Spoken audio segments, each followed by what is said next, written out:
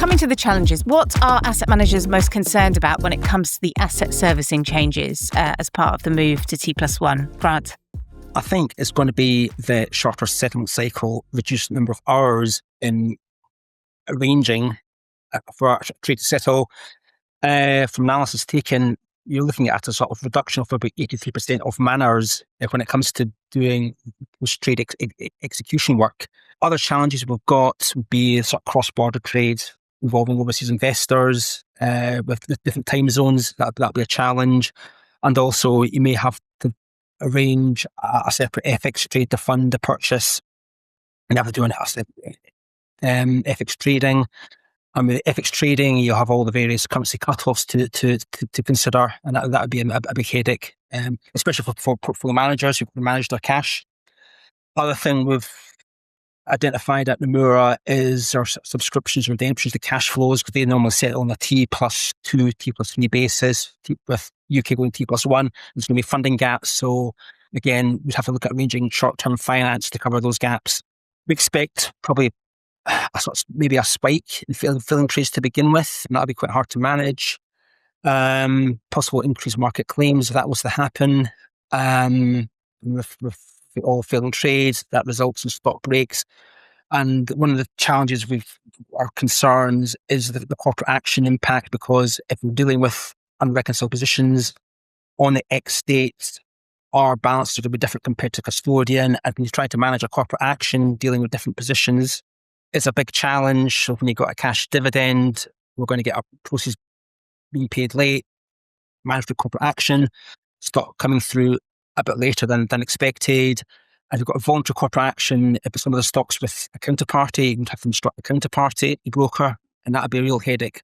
And if we've got a large client base dealing with pool funds, it's been a real challenge to manage the corporate action from start to finish. So that's one of our biggest concerns.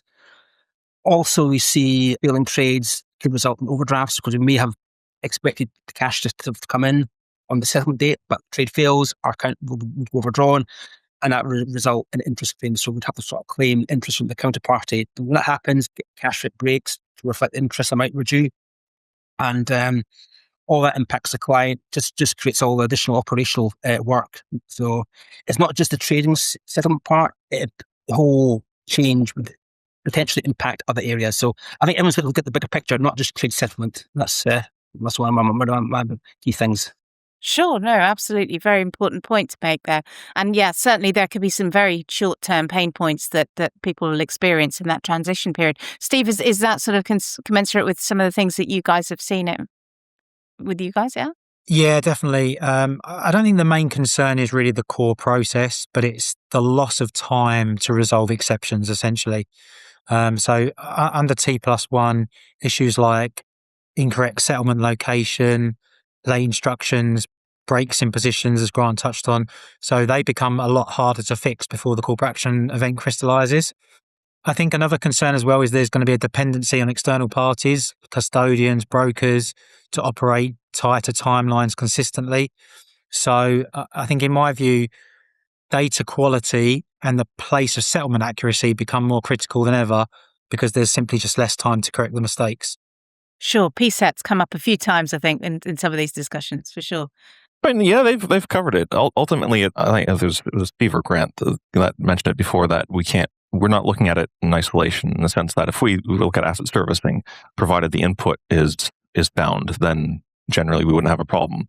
But it's very much dependent on your confirmation matching allocation process to be airtight, so that the correct entitlements are reflected in the correct place, and that everything is correctly reconciled. Because when you have delays in things, that's where the problems arise.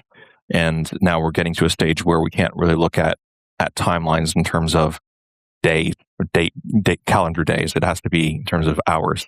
And that's where the key difference lies. Sure. So all these component parts have to line up exactly to make it successful.